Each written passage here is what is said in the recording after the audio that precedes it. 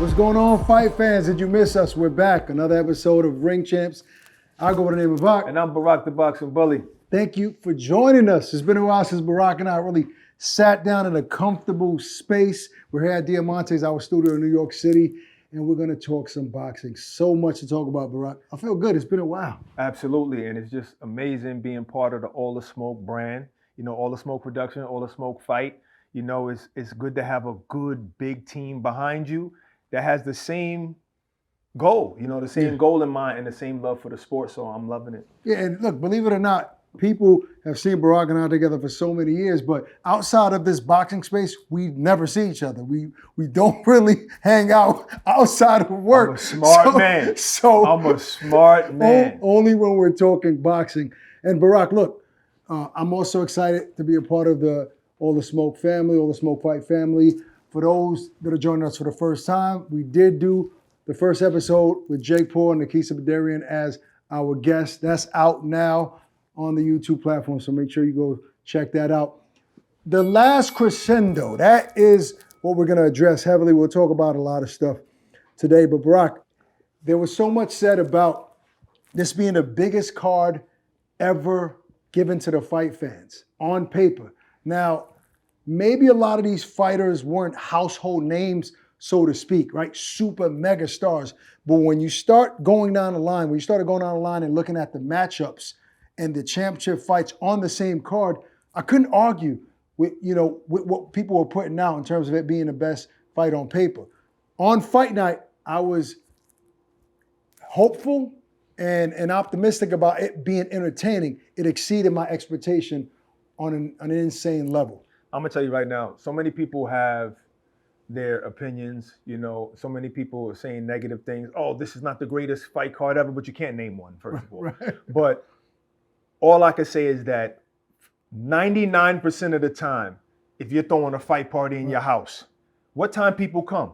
Do they come at 7 o'clock or do they come at like 11 o'clock, 10 o'clock? Yeah. Because they really only want to see the main event. Right. This is the only fight card in many years, maybe since the Don King years, that people were actually sitting down on a couch from the very first fight. Yeah. When you watching Buatsi and Callum Smith, like you got 6 champions on a card. Yeah. 6 former or current champions on the card and 6 different promoters. That's never been done. It's never been done. And look, yes, we have to give credit where it's due. His Excellency Turki al-Sheikh, this is what he wanted to bring to the sport, and he's delivering it at a rapid speed. Now, you talk about Callum Smith and Joshua Buatsi.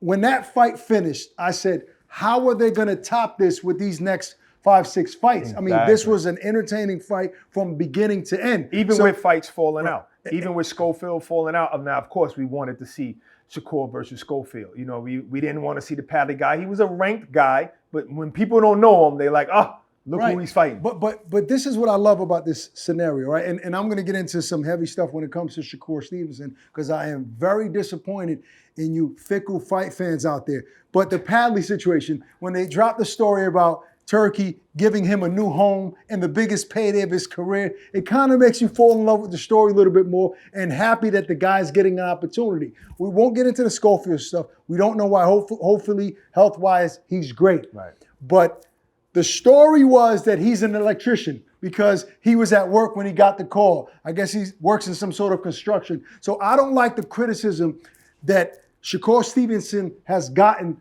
after that fight, especially during the fight on Twitter, on Instagram. Why hasn't he got this electrician out of there yet? Now, I don't know what you guys expect from this young kid. He is levels above Padley. You complaining that Shakur never stops anybody. He put an onslaught on him from the beginning till that fight ended. The body attack was vicious. He stops the guy. You've been complaining about him not stopping anybody. He dominates and does what he's supposed to do, and now you're not happy with the stoppage. You say it took too long for him to get an electrician out of there. Keep in mind, this is an undefeated fighter coming off a win. Because he has a second job, don't take anything away from him as being a professional fighter. He beat an undefeated professional fighter and he stopped them is what you was asking for. What all of you were asking for, he did it. And now you have a problem with how long it took. That's why we need people like ourselves in the sport, people who really know the sport. Because first of all, most boxers have jobs, outside of the sport because this is not paying. 99% of them. Basically, I wouldn't say 99, I would say 99% of the female fighters have jobs and they're champions and they still have jobs. So we can't judge a man according to that. He hasn't made enough money to quit his job. Now, mind you, Joe Smith Jr., if you remember, he was a light heavyweight champ, still with a job. So you have a life outside of boxing. You can do other things. You understand? So that was a ridiculous claim. And first of all, what do you want Shakur to do? You don't even know if the guy can be knocked out in the first round. Right. Did we hate Pernell Whitaker because he wasn't knocking everybody out? That's what happens with casual fans when there's a narrative. When there's a narrative that's being made, now all of a sudden everybody want to make a meme sleeping, watching Shakur. Meanwhile, in the third round, he drops him with a body shot, drops him 4 times in the fight and stops him. How you sleeping through that? You stupid if you sleeping through that. That's ridiculous. So that part I don't like. It was a phenomenal performance from defense to offense. And yes, he was levels above Padley, and he showed that. And the fight ended with the corner stopping the fight. So it was an official stoppage. So I'm looking forward to seeing Shakur again, one of the best fighters in the sport, no question about it. Now, we talked about it being one of the biggest cards ever. In my opinion, it lived up to the hype, but for a moment, people were worried because of the 2 fights that fell apart. Now, not only Schofield, but also Joseph Parker in a championship heavyweight fight against Daniel Dubois. Now, let's be honest, we were all a little nervous about the card at that point. But when Martin Bakoli's name was brought up and that was put on social media, the excitement almost grew, more so because of his performance against Jared Anderson, and people were claiming this guy. No, it definitely grew. You're right. First of all, when Schofield fell out, it was bad to us, to the fans that really know the sport. Fight, But most people don't know Schofield anyway. Right. But when it comes to the Dubois fight, that was a championship fight. So I felt bad. Right. Soon as Bakoli's name got thrown in the mix, you forgot about Dubois. Oh, okay. Yeah. All right. Shout out to Parker to fighting somebody this dangerous. And credit to His Excellency, because he said that. He said the card just got better. And not in those words, but I'm paraphrasing. He really felt like not only did we save the card, it might even be better. And that's no shot at Daniel Dubois, but there's something about the aura of Martin Bakoli. And as of late, obviously, a lot of folks didn't know about him, before the last Riyadh season card in Los Angeles. So, and credit to him. He had a great performance against Jared Anderson. So at that point, then we all forgot that the fight almost fell apart. Well, 2 of the fights almost fell apart because we wanted the Shakur fight, and he's still fighting. He's still on the card, right? And then we got Bakoli in there. So the card lived up to the hype and beyond. Right? Now, there's some things that we need to address, Barak, and I want to get into this right now. It's a new segment on our show called Pump Your Brakes, right? This is when you casual fans and maybe some of you hardcore fans say something a little too soon, and Barak, I'm going to let you set it off for this one. All right, Pump Your Brakes is a segment because sometimes you got to slow down. You got to slow down. You're a little bit too fast when you're throwing names out there. And one of the names is synonymous with certain fighters. It's called the Boogeyman. We've heard this way back during we've heard it from years, but I want to bring up the Triple G days. We heard it since way back then. Triple G was the Boogeyman. Hold on, he was kind of a boogeyman. Right, but it was granted. Right. It was okay. But even him, when he stepped up level of competition, there was no more knockouts. Right. Because Daniel Jacobs, that's it. You're not knocking nobody out. But still, he was kind of like the Boogeyman. But what people don't remember is that Boogeyman really, I know you guys don't remember this, the guy that you say you fall asleep on, Steve Kim wrote about calling him the Boogeyman, and that's Shakur Stevenson. You know why? Because the real Boogeyman is the guy that's going to beat everybody. Right. The guy that is hard to beat. Not the guy that's knocking everybody out, especially because, look, we call Matias a Boogeyman. Leo Powell, stop that. And we just called Bakoli a Boogeyman after one fight. After I don't get it, folks. Yeah. After one fight, granted, great performance. But one fight, you get the title Boogeyman, and now that just collapsed. 2 days notice, but still. Some of you got to get your brake pads put on your car. They ran down. You have to be able to pump your brakes, especially after one performance. We're not saying that Martin Bakoli isn't an exciting heavyweight, and he could possibly go on and to win some big fights. If he had a training camp, might have been different. Now, look, Maybe. A lot of people are talking about the fact that he came off the couch. He was weighing over 300 pounds. He signed a contract. He's a heavyweight. I don't want to take any credit away from Joseph Parker's big knockout But we can't ignore that, though. We can't ignore it, but Joseph Parker won the fight. There were some people saying that he would lose, even after Bacoli was noticed, I don't know, 2 days before the fight. Just came off a flight. Right. Probably was tired. Big win for Joseph Parker. And yes, maybe he would have been better with a real training camp. Still in all, people have to pump their brakes before deeming a guy a boogeyman, a guy that people are avoiding.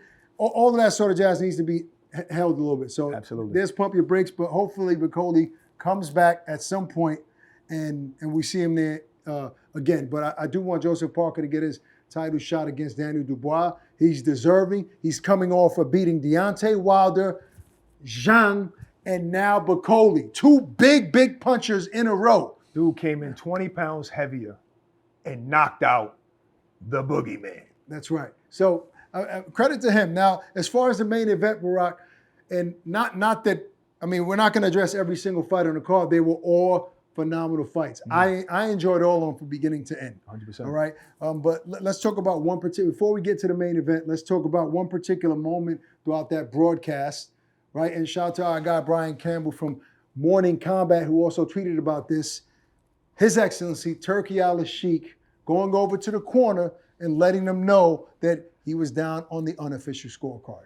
See, that's the thing. He didn't necessarily say the unofficial scorecard, so people don't know. So fans are just watching and they're like, oh, this looks like some shiesty thing right here. Like, he got a hold of the scorecards. And he's saying, oh, you're down 2 points. No, this happens in boxing. It probably was the unofficial scorecard. That was Chris Mannix, right. Which you can't go by that. Nah. Sometimes his scorecards are good. He had one bad one. We make fun of it. No, we make fun of his scorecards, yes, but they're decent. Just to give you context, Chris Mannix at one point had Billy Joe Saunders beating Canelo Alvarez during that stoppage, and we bust his chops for that still. To this but day, he's a good judge. He's a good judge. It was the unofficial scorecards, which actually means nothing, you know what I mean, to what's going on in the fight. And so every fighter does that. Every corner has somebody that's in the crowd that might come up to you. Floyd did that to Gervonta Davis. Right. And he said, I'm just trying to tell you, the unofficial scorecard has you down. Right. Why? So you can pick it up. Also, Bud Crawford against Sean Porter. I think it was Shakur on the outside. I don't know who it was. He won't tell me. But I think it was Shakur that was saying, yo, you down. You down on the unofficial scorecard. Nobody's reading the cards. Right. So you're down on it. And he went in there and he stopped Sean Porter. Right. So there's nothing wrong with that. And then basically boxing, a lot of organizations have, and I think the WBC wants this and other organizations want this, open scoring. Right. Where the fighters would know between certain rounds, like between 3rd and 6th round, what the score is. Now, I don't love that concept, but I understand why people would want it. Nevertheless, stop throwing shots at His Excellency. You don't know what he was talking about at all. New year, new fights, new money. Jump in on all the action with our partners at DraftKings. This weekend, we got an amazing fight with Gervonta Tank Davis and Lamont Roach in Brooklyn, the Barclays. I think that some of his opponents in the past, Tank, were a little hesitant. And you could see that Lamont Roach, he's not scared. Yeah. He remembers you. Like, we fought in the amateurs. That's a plus for him, but Gervonta got superpower. I agree. There's some comfortability there. I just don't think it's enough to beat somebody like Gervonta Davis. This is one fight you don't want to miss. I promise you. So check out all DraftKings has to offer. With so many different ways to play, DraftKings has something for every sports fan. And stay in on the action all night long. Check out what DraftKings has to offer on the app, on the website. Join in on the fun right now. What y'all waiting for? Use the promo code ATSFIGHTS. Level up. Let's go.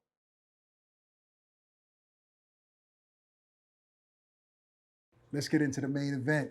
The rematch. Dmitry Bivol versus Artur Beterbiev. Barak, highly anticipated rematch, especially for hardcore fight fans. It exceeded expectations in my opinion. I thought it was better than the first fight. Now maybe because Bivol, he performed better. Yes. A lot of people are saying that Artur Beterbiev, towards the end of that fight, not so much faded, but wasn't as aggressive as he was in the first fight. That's a fade. Right.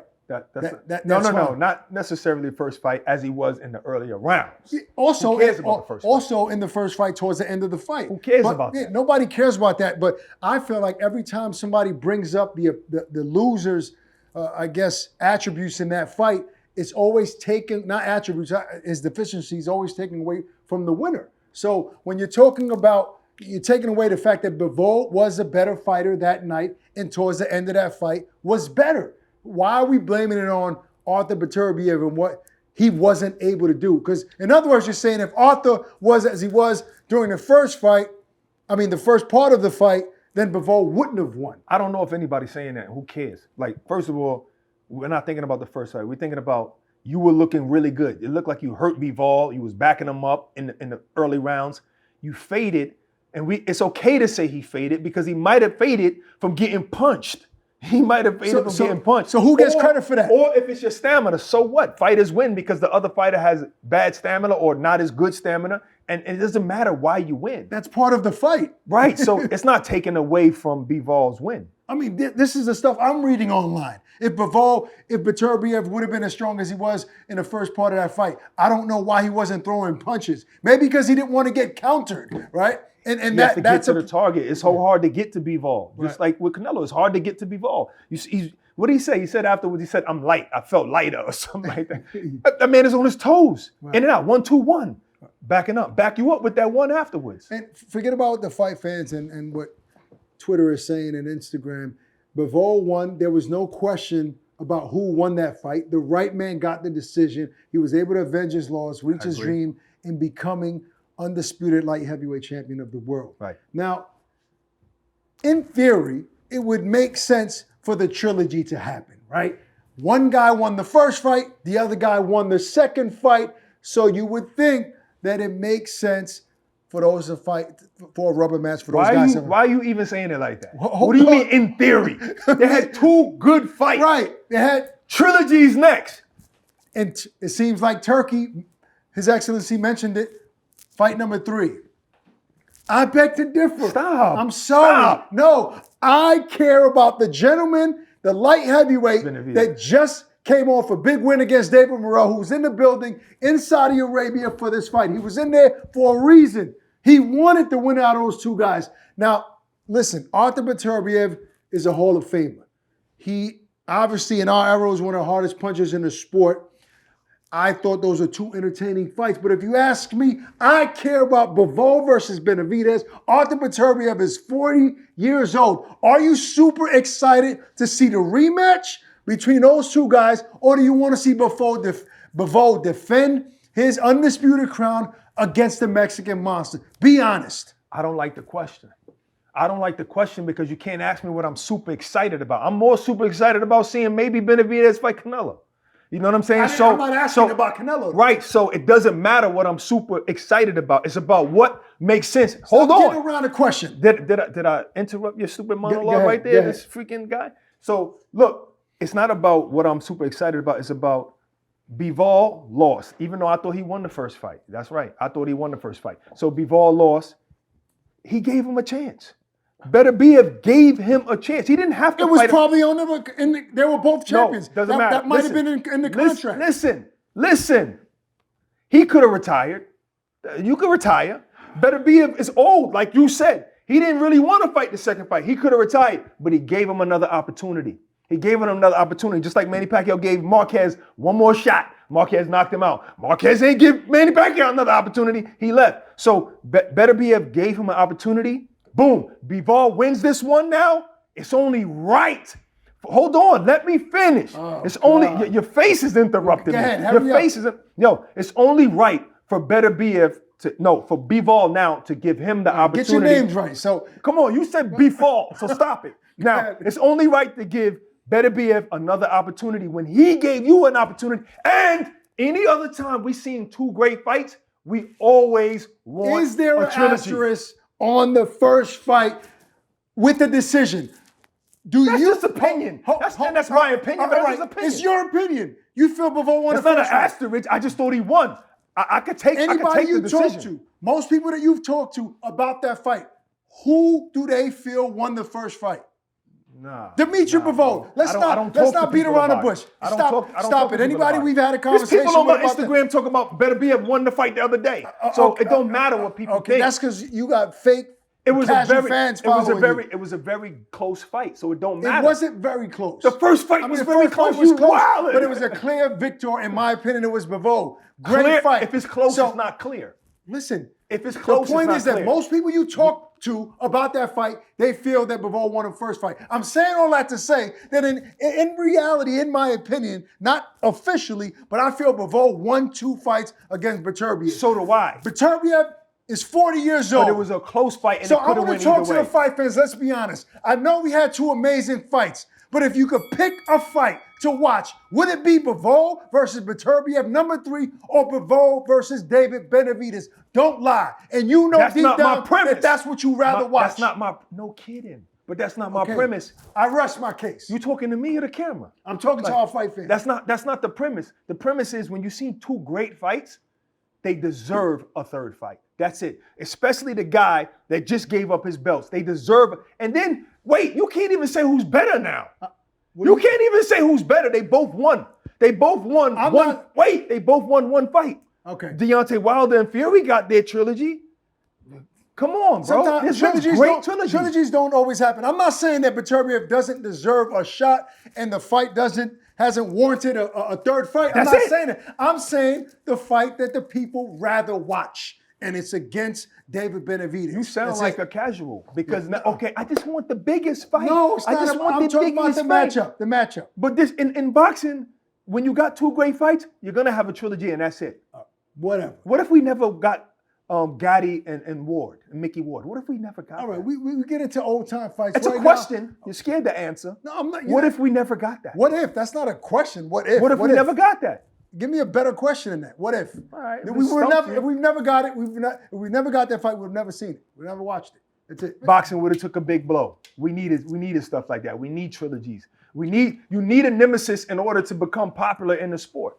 See how he just ignored that, right? Because he's scared. He lost. No, he lost that. I won. I won because he agreed with me. You so lost. I won. He agreed with me.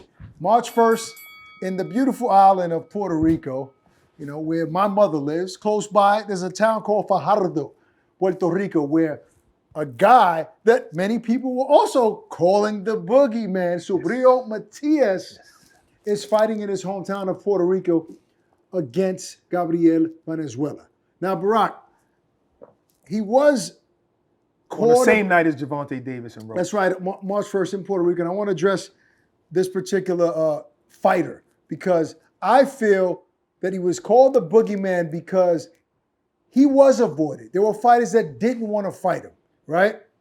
And name them. You can't just say that. You can't just say that. Name them. Hold on.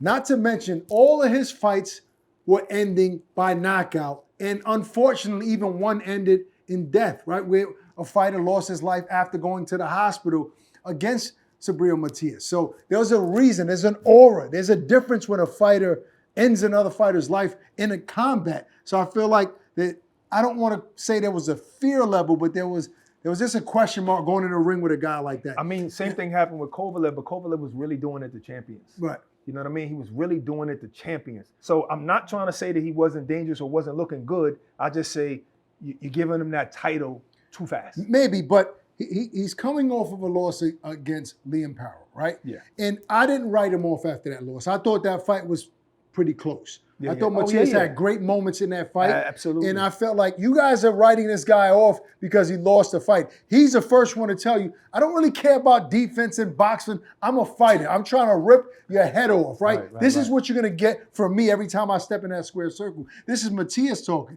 I sat down with him. He told me himself, I fight because I need money. My family needs money. And I'm going in to risk it all to take your head off. So we got that in the Parrow fight, right? We got what he said he's going to deliver every time out. Yeah. That's the type of fighter that gives exciting fights to the fight fans. So I'm excited to see what he's going to do with Venezuela. I'm not counting him out in the 140-pound division because I still think he's a guy that most people rather not fight. Now, we don't know the details about the offer that Teofimo Lopez got, that received to fight him. I mean, we know the number out there, but we don't know the small details. So there's a reason they didn't fight. He's still a guy that people rather not fight. I mean, nah, because if you're gonna bring up T.O., now you're kind of insinuating that T.O. didn't want to fight him. Now T.O.'s calling out Ennis. Of course, and even who's Crawford. way I'm not saying that he didn't want to fight him, but it wasn't worth it for him. I guess he didn't feel the numbers were right. Maybe. Well, that's a lot. That happens to a lot of fighters and a lot of fights. Right. So that has nothing to do with the boogeyman or how good he is or whatever. But this fight is going to be good no matter what, because Valenzuela is going to bring it. They both kind of don't care about defense. They both be swinging wild. I mean, Valenzuela lost to Montana Love and Williams Zepeda, but that Montana Love, he showed you he got pop. Right. He showed us in that fight that he has some kind of pop. But I think that Matias, when he fights a guy with this kind of style, Valenzuela with his hands low, it's too dangerous for a guy like Matias. Very dangerous. Expect a bloody night in Fajardo, Puerto Rico. But on March 1st, obviously, one of the biggest names in the sport, Gervonta Tank Davis fighting Lamont Roach. In our hometown, Brooklyn, New York, at the Barclays Center. My hometown, he's in Jersey. Where do you live right now? Don't worry about it. All right. This guy's telling people where I live at. He followed me to New Jersey, all right? You know what I'm saying? He's been this following dude me begged for for me years. to come. He begged for me. Yo, please, Barak, come. Okay. God, Nevertheless, we were both born and raised in Brooklyn, New York, in the Barclays Center, Gervonta Davis versus Lamont Roach. But Barak, before we get into that main event, there's some picks out there. I love the co-main event. I think it's a very competitive fight. It will be a competitive fight, very close.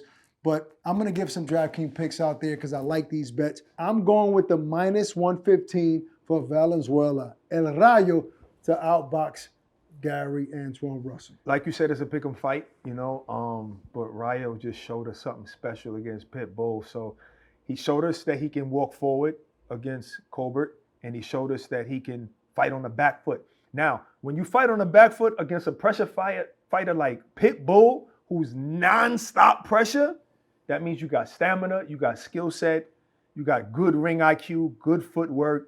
It's going to be hard to beat this kid. That's a great point. It's going to be hard to beat this kid. He's done it on a high level. Even though I like now, if Russell catch him, fine. But I like your bet. Same thing with Pitbull. Bet. He's a hard puncher, and to your point, he doesn't stop. So you feel like if he was able to pass that test, anything else, unless it's on an elite level, you would bet on him passing it. So we're both agreeing on this bet.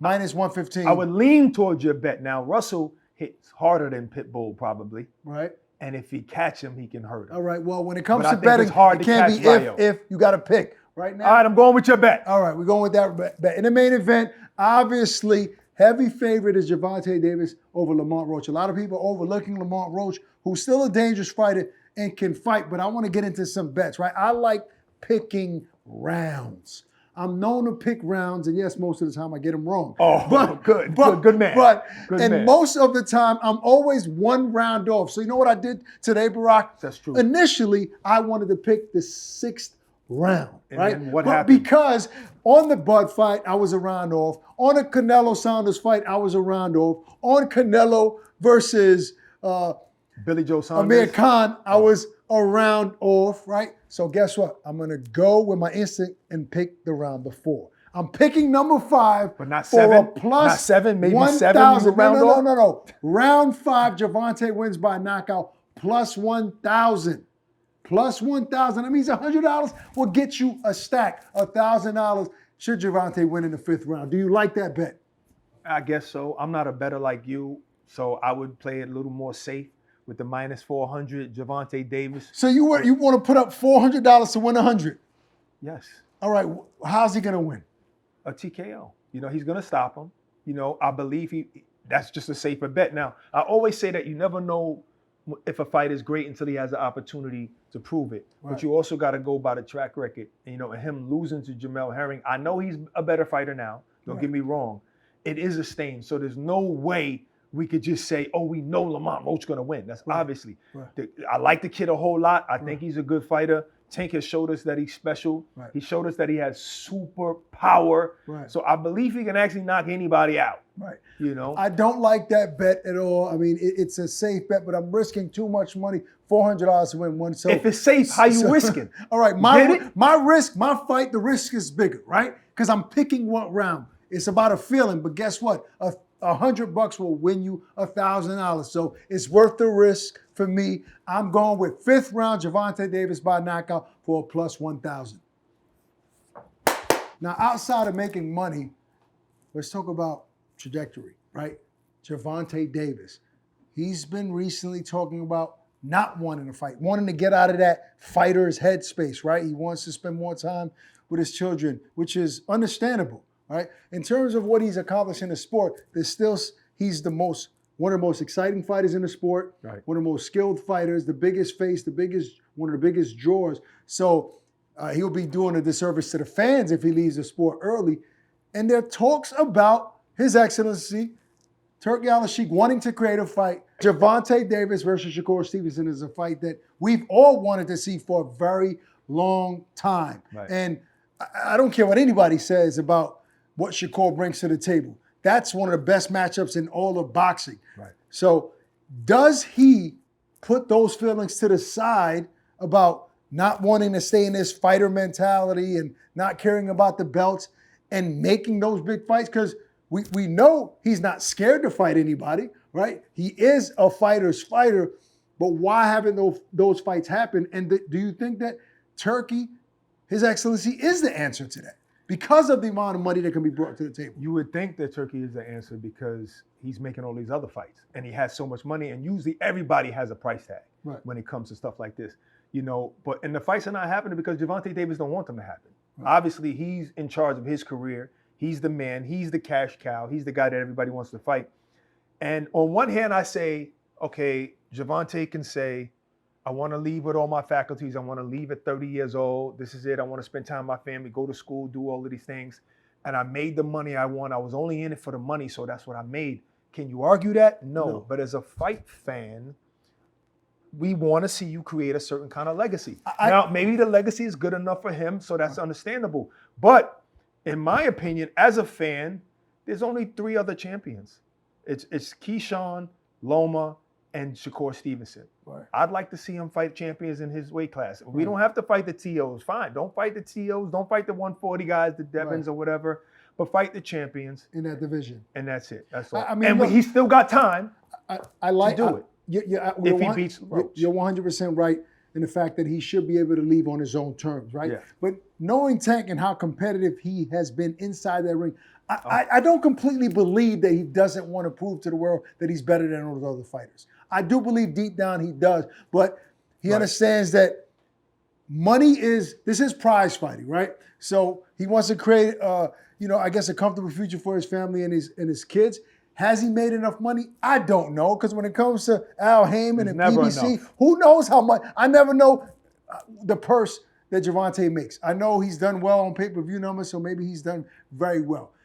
Has he done good enough that it can compare to what Turki can, I guess, offer him? Yeah. I doubt it, but I'm just guessing. I doubt. Of course not. I doubt that Gervonta has made the type of money he can make with Turki Al-Sheikh, His Excellency, in Riyadh season or the ring. A lot of those fights are going to be coined the ring. I don't see it. So if it's about money, if it's about making the most money for your future and being able, finally a good point. Go ahead, and being able to fight the guys that people say you will have trouble with, right? Yeah. And I'm not going to agree with you on just fight 135. No, we want to see the Teofimo Lopez fight. We want to see. Not if it's a rehydration. Hold on.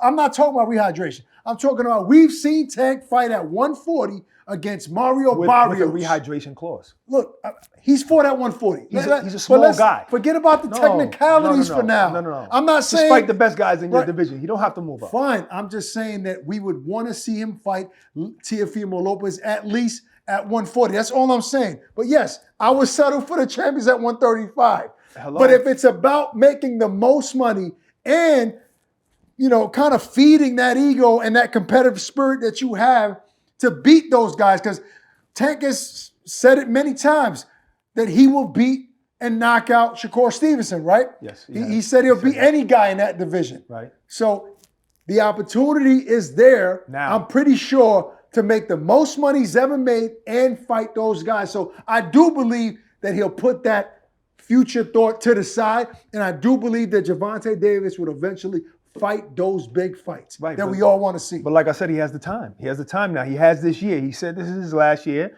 If he sticks to that, he promised Al Heyman, if he sticks to that, then we might see those fights. I know Turkey is trying to make that fight with Right. Shakur Stevenson and Gervonta Davis. So let's just give him time. That's it. All right, so I'm going to bet on that. If there was some odds on that, I'll bet that Gervonta and Shakur Stevenson will fight, maybe not in 2025, but at least in 2026. That's After my the take. man retires? He's not going to retire this year. Yeah, yes, That's he not is. true. Don't believe that. I don't believe it. If there's odds on that, I'll bet that Gervonta doesn't retire in 2025. That's my take. Well, fight fans, I won all the debates against Barak today, but You're you guys, wilding. Let the fans decide. How about that? all right, you guys be the judge of that. We got an exclusive sit down with Teofimo Lopez. A lot of tough questions, but he answered all of them. That's dropping soon. Also, Barak and I, alongside Roy Jones, the great, will be doing some live broadcast during the Tank Davis weigh-in this weekend. So make sure you tap in with us. And a lot more of this. Boxing talk, boxing coverage, a lot of big interviews with a lot of big names here on Ring Champs. Peace and love. Stay safe. We're out of here.